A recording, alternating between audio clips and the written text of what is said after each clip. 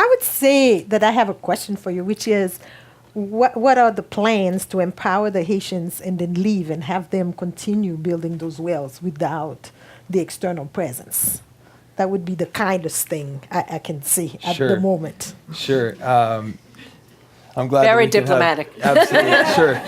I mean, at the end of the day, we've seen that water is really the catalyst to community transformation. And, in every country that we've worked in, like, for example, we didn't want to go in and build more hospitals if if more than half of the world's hospital beds are filled with patients affected by water-related diseases.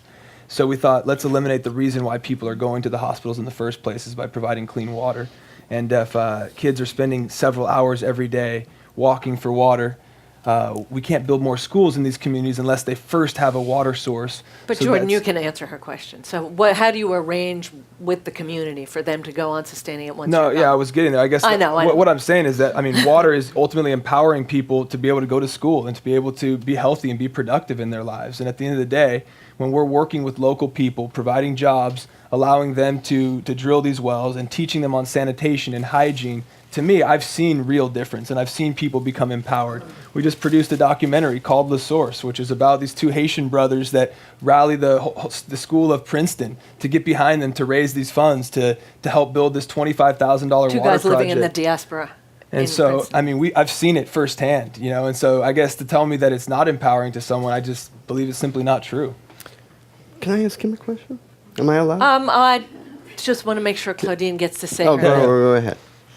Well, I don't know you. I don't know your projects, and I'm sure that there were important projects.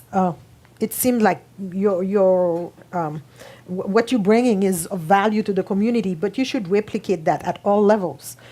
You have people saying, we can run the State University of Haiti for you.